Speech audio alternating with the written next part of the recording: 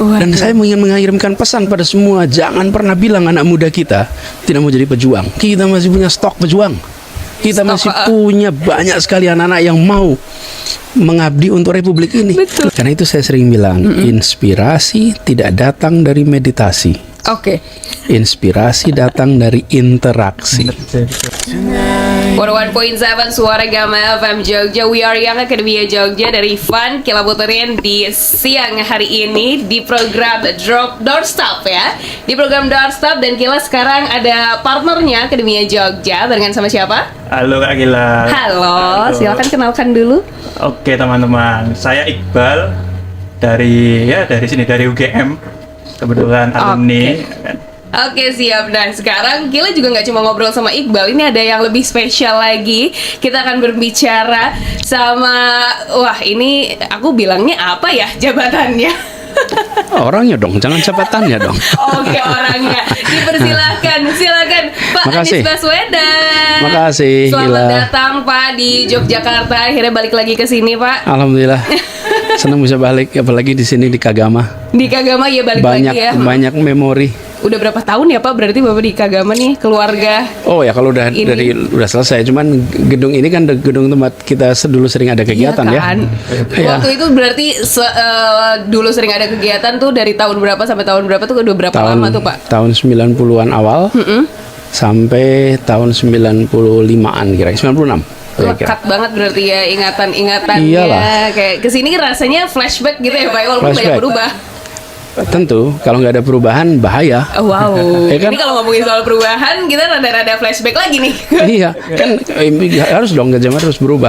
Jadi tadi lihat kalau perjalanan lihat banyak gedung baru. Iya benar. Sampai di sini tapi masih lihat gedung Kagama masih seperti dulu.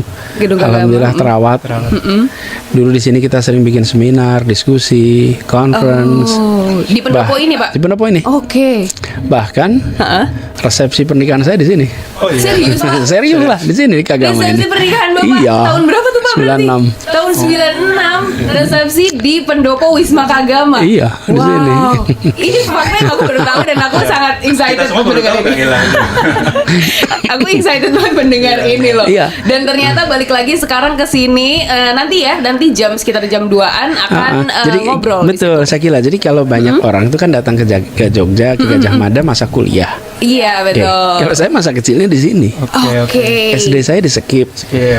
Oh, yang sekarang namanya SD SD Percobaan. Oke. Dulu namanya SD Negeri 2 IKIP Laboratori. Terus jadi saya pertama kali belajar nabung Nabung. itu di Bank BNI 46 nih yang di depan sini nih. Oh. Oh di seberang sini. Ya. Oh. Tabanas dulu namanya. Oke. Tabanas itu di depan situ. Terus main sepak bola di Boulevard. Oh. Waktu itu masih lapangan dan kebetulan anak kan masih longgar. Boulevard sini Pak. Boulevard sini. Oh. Sama yang yang sekarang sekarang udah jadi Boulevard. Iya, sekarang Boulevard ada paving-pavingnya. Kalau sekarang ada pavingnya ya. Kalau dulu rumput. Rumput. Terus kalau dulu balap sepeda itu muternya itu Boulevard tuh. Dari bundaran depan sini, terus sampai deket Geraha Sabah, nanti balik lagi ke sini. Oh. Sepeda Ternyata gitu, pembalap motor juga ya. gitu. Makanya kalau buat saya kembali ke Bulak Sumur itu kembali ke masa kecil, Oh. bukan cuma kembali ke masa kuliah. Oke, jadi memang dari kecilnya udah di Bulak Sumur ini ya. Ayo di sini lah. Pak Anies berarti pindah dari Kuningan itu mulai umur berapa Pak? umur 40 hari gitu. Oh, wow. Jadi sananya lahir aja terus tumbuh besar di sini. Oke. Jadi saya ke ujung lagi TK saya di Masjid Suhada. Oh iya iya, sampai sekarang masih ada itu Pak. SMP-nya di SMP 5 tuh. SMP 5. Sekitar sini Krirosono. aja ya Pak Iya, ya. makanya nggak jauh-jauh. Jadi kalau Sekitar sini balik aja. ke sini tuh kayak kembali kampung halaman, Iya. kembali ke masa kecil. Jadi ya kangen-kangenan aja ke sini ya, sambil menyapa warga-warga Jogja yang memang pengen ngobrol Iya. banget nih sama Bapak nih. Karena mau menanyakan kabarnya juga nih Pak. Gimana ini saya bertanya in literal meaning. Gimana kabarnya? Baik-baik saja? Baik, sehat, waras. Lo ya dong, Alhamdulillah. sehat lahir masih- batin. Iya Bapak santai banget ya Pak ya. Tapi berarti apa sekarang kesibukannya apa nih Pak? Kalau saya boleh nanya nih Pak. Kesibukannya apa sekarang ini Pak? Sekarang kesibukannya banyak kegiatan-kegiatan seperti hari ini saya di sini Terus besok saya ada kegiatan di Rembang. Oke. Terus nanti ada jadi banyak keliling menyapa kembali teman-teman yang kemarin berjuang sama-sama. Oke. Satu fase udah selesai, kita menyapa semua. Kemudian banyak sekali pertemuan-pertemuan. Memang kalau ditanya aktivitas jabatan dan lain tidak ada. Tapi kan seperti saya bilang tadi, kita ini kan bekerja, berkarya, berpikir, nggak tergantung posisi. Tidak perlu ada jabatan ya. Bukan tidak perlu, tidak tergantung. Tidak tergantung akan Tentu ada itu jabatan. akan, ya Oke. kalau ada kewenangan kita bisa mengerjakan banyak hal menggunakan kewenangan itu. Oke. Kalau tidak ada kewenangan kita mengerjakan sendiri bisa banyak hal juga, tapi tanpa kewenangan. As myself aja ya Pak. Iyalah kan semua itu saya dulu berada di luar pemerintahan. Saya sebetulnya kalau ditanya status kepegawaian, kan kalau pegawai itu punya nomor induk ya. Betul. Saya punya nomor induk NIDN namanya. Apa itu NIDN? Nomor induk dosen. Iya. Oke. Saya kalau ditanya profesi apa ya? Profesinya Profesi dosen. dosen. Nomor induknya Oke, apa? oke. Nomor induk dosen nasional. Oh, tapi berarti pernah mengajar? Iyalah saya. Wow. Saya kan di Oke. kampus. Oke. Pernah Saya diajar Pak Anies? Beda kampus kita. saya dosen, saya sempat jadi rektor. Oke. Jadi kalau ditanya kepegawaian, tetapi kan selama ini berada di kalau Tridharma Pendidikan Perguruan Tinggi ada aspek ketiga, Ya, pengabdian pengabdian masyarakat. Jadi saya lebih banyak di luar. Sekarang tersisa pengabdian masyarakatnya Terus. saja ya. Terus dan itu ya tidak lekang oleh waktu juga harus. Betul. Jadi itu yang dikerjakan dan sebelum berada di pemerintahan, kami pun banyak kegiatan, ada kegiatan Indonesia Mengajar, mungkin teman-teman pernah dengar. Dan sampai sekarang itu masih berjalan. Ya. Saya di dalam pemerintahan pun masih berjalan. Jadi saya juga mungkin akan berkeliling, mendatangi adik-adik yang sekarang ini sedang bertugas di daerah-daerah yang jauh dari Jakarta. Oke. Satu yang menarik Pak, Indonesia Mengajar ini kan jangka waktunya sudah sangat lama dan itu saya yakin akan terus berlangsung dengan dinamika yang ada di negeri kita. Dulu apa awal yang mendasari Pak Anies kenapa bisa meluncurkan itu, apa Indonesia Mengajar itu Pak? Ya, jadi ini ketika ada beberapa inspirasi. Jadi ini tidak mono, tapi multiple ya. Jadi saya tumbuh berkembang di Jogja dan khususnya di Gajah Mada berinteraksi dengan satu orang namanya Kusnadi Harja Sumantri. Oke. Kita biasa menyebut namanya Pak Kus. Beliau adalah rektor di sini pada saat saya masih mahasiswa. Nah, saya dekat sekali dengan Pak Kusnadi.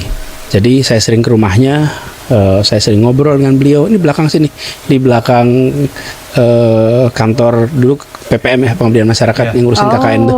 Oh, masih di lingkup Masih kampus situ. juga. Nah, beliau itu ketika kuliah masih di Gajah Mada tahun 50-an itu menjawab tantangan pemerintah masa itu. Pada tahun 50-an di seluruh Indonesia masih minim sekali SMA.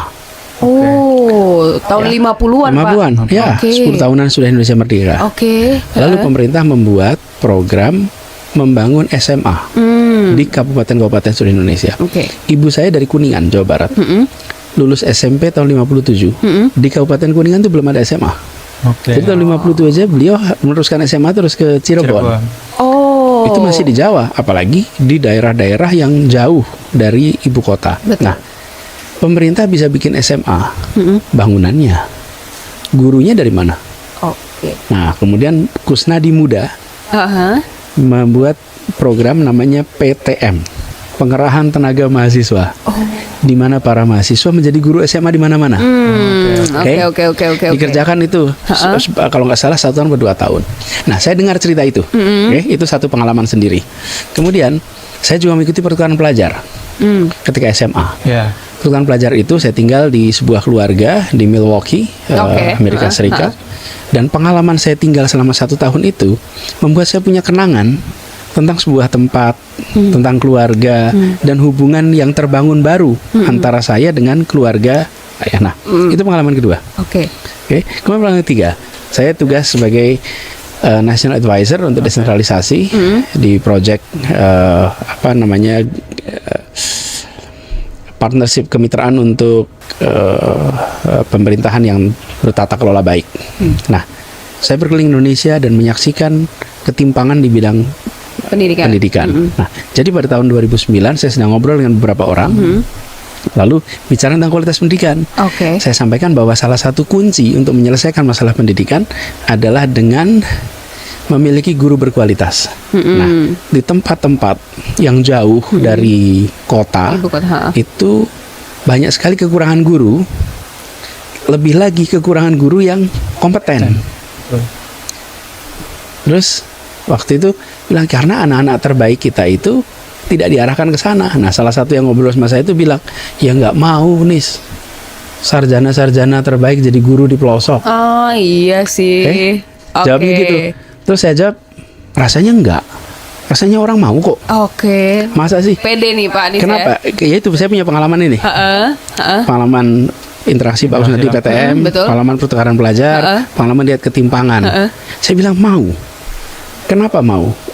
Anak-anak itu sebetulnya mau jadi guru. Yang dia tidak mau itu jadi guru di situ selamanya. Oke. Itu masalahnya.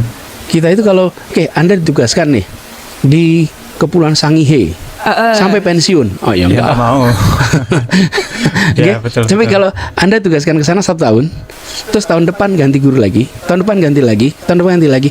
Kebutuhan kita kan bukan orang yang sama di tempat itu terus menerus. Oke. Kebutuhan kita adalah guru berkualitas di situ, bisa bergantian kan? Betul. Bisa ngajarin juga ke generasi selanjutnya gitu ya. Saya bilang insya Allah bisa. Nah, pulang dari situ teman saya itu bilang itu bagus sebetulnya ide itu Nis. Oke. Nah, jadi saya sudah itu terus mikir saya, bener juga ya. Nah, dari situ kemudian disusun mulai proposal, mulai gagasan. Jadilah yang disebut sebagai Indonesia Mengajar. Okay. Dan benar ketika kemudian ditawarkan kepada para sarjana, jangan ditawarkan untuk cari uang. Kalau untuk cari uang lebih baik di Jakarta cari uang. Tapi pertanyaan begini, Anda mau tidak punya keluarga kedua? Oke. Anda mau tidak punya rumah kedua? Anda mau tidak punya pengalaman berada di tempat-tempat yang jauh yang sulit untuk memajukan pendidikan, yang satu saat sampai Anda tua nanti Anda bisa berkata I have served my country. Oke. Berapa anak muda di Republik ini yang bisa berkata dengan percaya diri I have served my country. Saya sudah mengabdi untuk Republik saya. Saya sudah bekerja untuk Republik saya. Kerjakan itu 1 tahun, seumur hidup Anda punya rasa bangga bahwa saya pernah berada di tempat-tempat yang orang-orang lain tidak mau berada di sana. Saya kerjakan 1 tahun, saya bilang. Nah, tawaran itu diberikan kepada anak muda dan dijawab. Dan banyak banget yang mau. Ya Allah, 50 yang direkrut, yang daftar bisa 10.000, 15.000. Dan saya ingin mengirimkan pesan pada semua, jangan pernah bilang anak muda kita tidak mau jadi pejuang. Kita masih punya stok pejuang.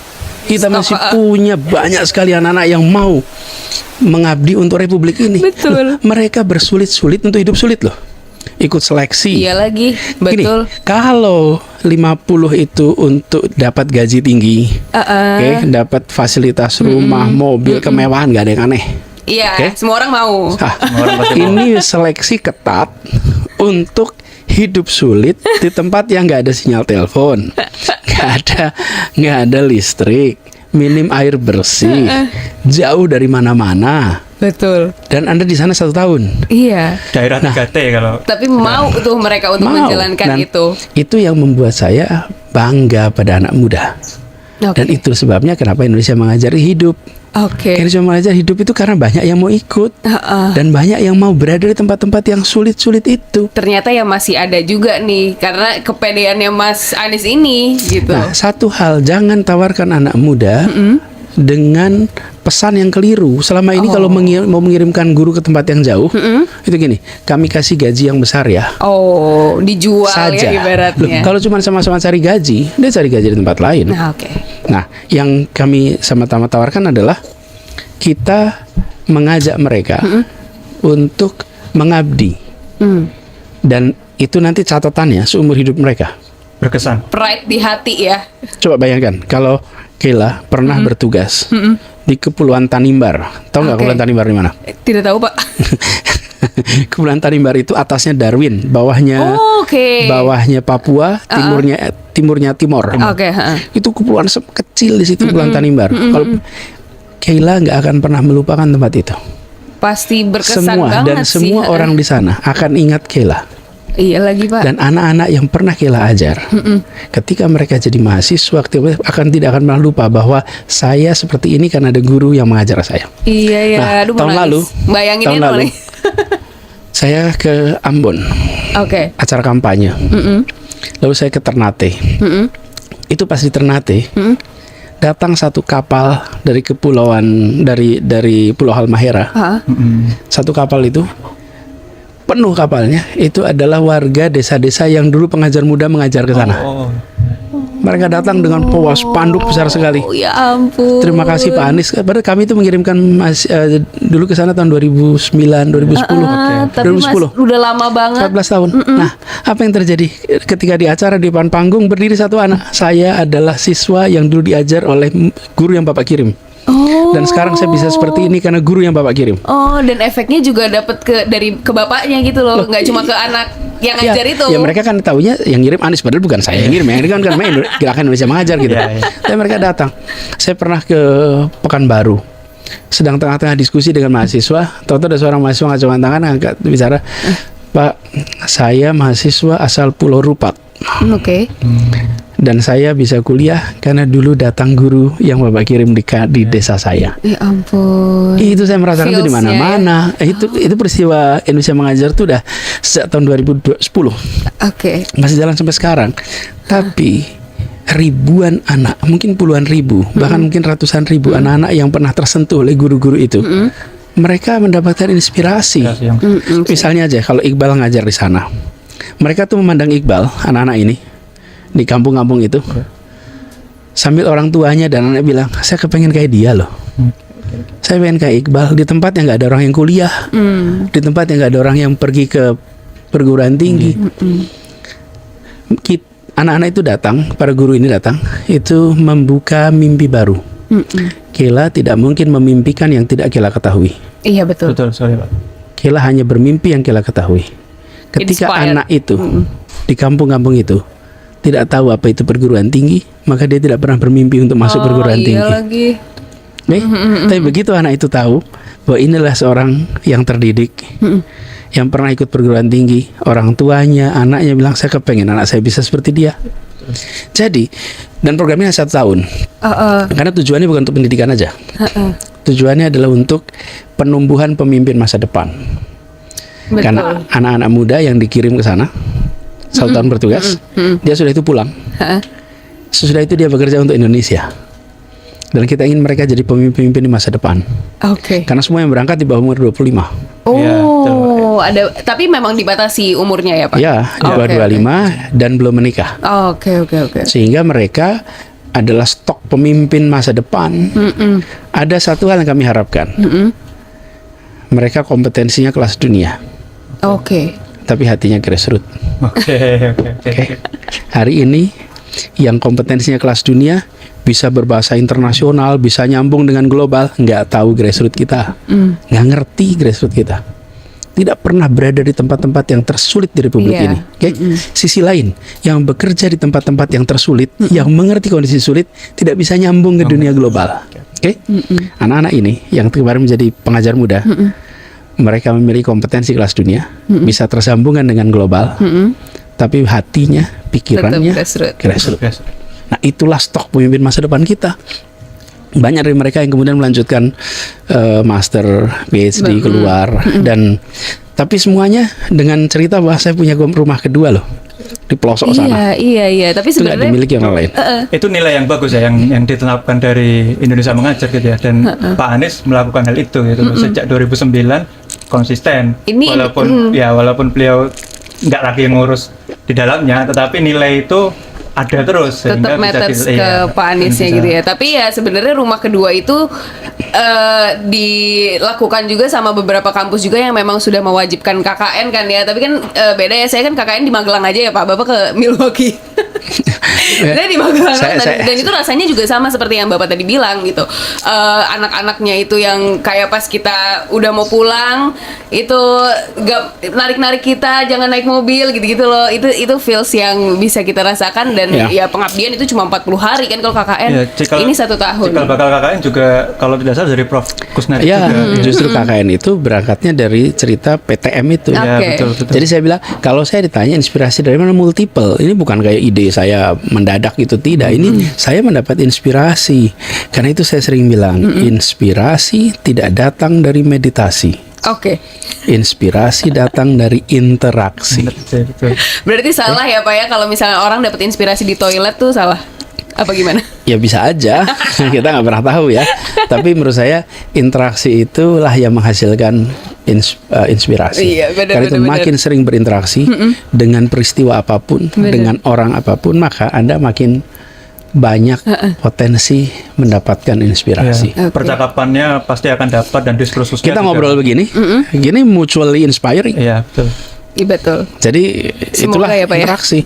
Nah, jadi dengan pernah berada di tempat-tempat yang menantang itu, maka kita di tempat itu merangsang pertumbuhan. Oke. Gitu. Kalau misalkan dari omongan Bapak tadi menceritakan soal Indonesia mengajar, itu tuh kepercayaan sama anak mudanya tuh tinggi, Ya, tinggi gitu loh. sekali, Yang ya, sedangkan betul. Pak sekarang tuh Gen Z lagi disoroti kalau dia itu orang mereka Gen Z ini, ya termasuk saya sih Pak sebenarnya. Gen Z ini dibilang tidak bisa komitmen, terus pemalas, terus juga kayak tidak bisa komitmen tuh di dalam pekerjaan juga gitu loh Pak. Yang banyak orang yang baru masuk 1 bulan resign karena capek gitu. Iya Ya, nggak sih? mau- Banyak mau yang seperti enaknya itu. aja kan gitu. Mau enaknya aja. Dan juga tema kita hari ini kan sebenarnya juga etika politik bagi anak muda untuk demokrasi di masa depan. Nah ini juga Pak Anies tadi juga kayak bener-bener mendukung, menyoroti anak muda itu hebat-hebat semua. Betul gitu. sekali. Oke. Ada yang mau kamu tanyain mungkin Iqbal? Ya, kalau kita berbicara etika kan lingkupnya tidak hanya anak muda saja, tetapi yang dewasa, yang Iya. ya bahkan anak kecil saja sudah mengenal apa itu etika gitu. Betul. Tetapi anak muda ini yang sekarang masih dalam tahap apa ya, pengenalan terhadap demokrasi, itu harus mempunyai bekal yang mumpuni lah terhadap etika politik gitu. Nah, kita akan menanyakan tuh ke Pak Anies. Iya. Bagaimana pesan Pak Anies terhadap ya anak muda lah? Soalnya apa yang sekarang, harus dimiliki ya dalam untuk apa yang harus dimiliki oleh anak muda terkait dengan etika politik itu? Soalnya sekarang kan anak-anak muda juga udah aware gitu loh sama isu-isu politik betul juga Pak. sekali. Ya. Jadi kalau lihat anak-anak muda ini adalah orang-orang yang punya 2 peran, peran kekinian dan peran masa depan. Oke. Peran masa depan karena kebeliaannya, maka dia di kemudian hari kelak akan menjadi orang yang memberikan manfaat. Karena itulah pada masa muda ini bekali dengan kompetensi, dengan pengalaman, karena besok dia akan berperan. Itu peran masa depan. Peran kekinian dia sebagai bagian dari masyarakat. Kita kan hidup di masyarakat. Betul. Dan ketika di masyarakat, di dalam proses politik, dalam proses pengambilan keputusan, ada hal-hal yang tidak sesuai dengan pakemnya, tidak sesuai dengan yang seharusnya, maka anak muda yang step up, yang kemudian muncul, yang kemudian menyuarakan, bahkan mengkoreksi.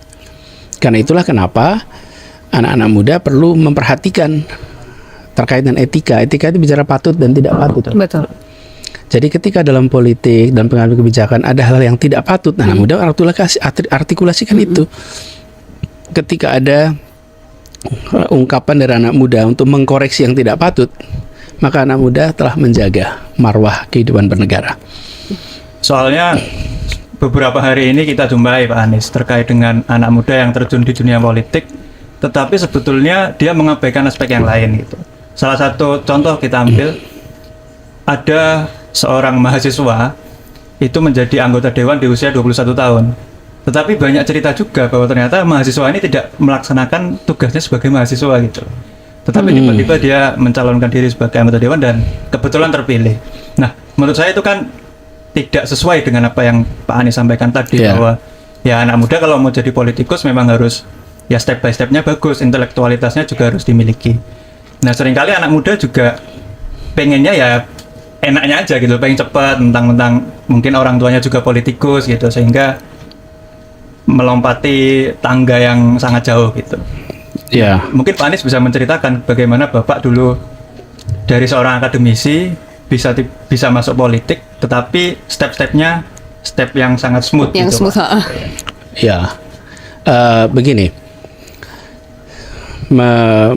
bagi teman-teman muda yang berminat masuk ke politik itu baik, sah, dan ingat-ingat bahwa usia politiknya itu panjang.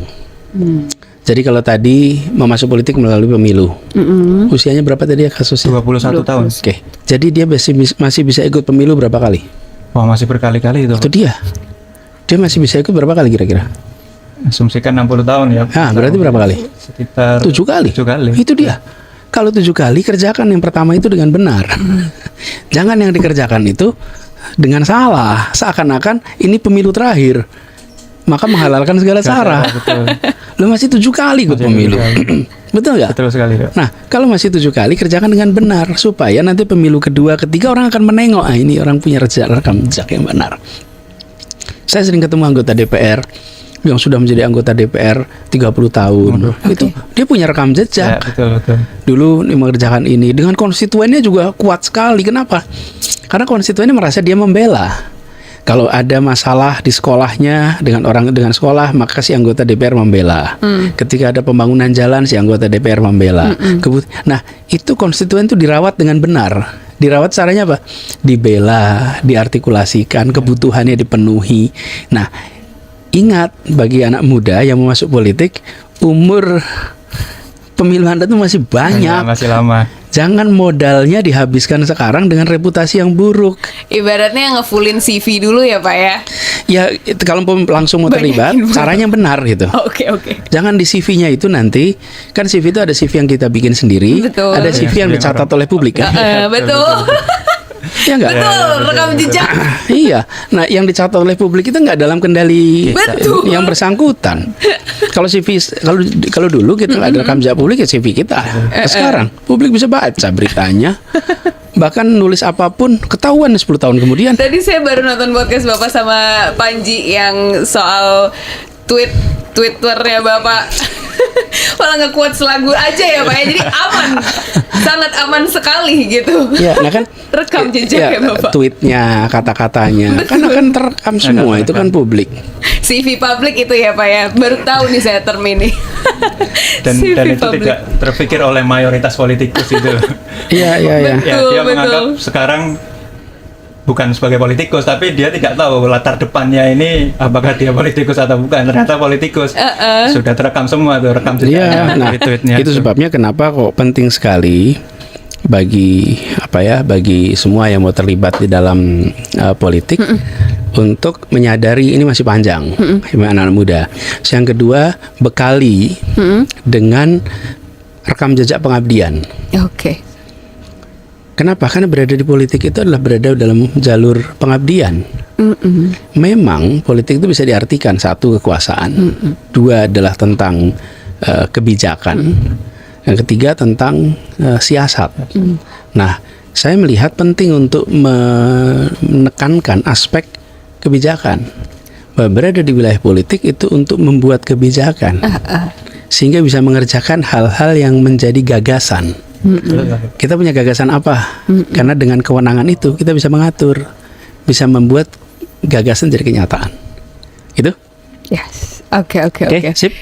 Lengkap banget jawaban-jawabannya, semuanya terjawab dan seru aja gitu. Tapi mungkin Pak, untuk karena waktu kita juga sudah hampir selesai, boleh untuk closing statementnya aja Pak. Mungkin mau ngomongin soal idealnya politikus tuh harus seperti apa, atau mungkin ya closing statement aja dari Bapak Ya. untuk hari ini.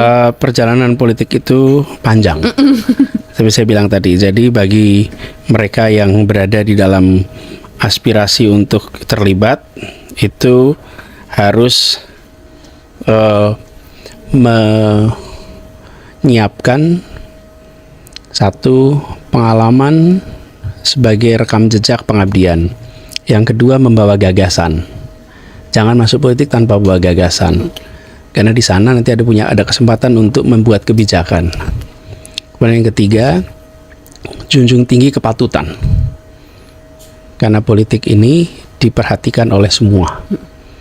Dan karena ini diperhatikan semua, ini beda dengan private. Kalau iya, publik itu benar. menggunakan dana publik dan yang dikerjakan diketahui publik. Kan jaga kepatutan supaya anak muda itu tidak mematikan harapan anak muda lain. Oh ya, benar.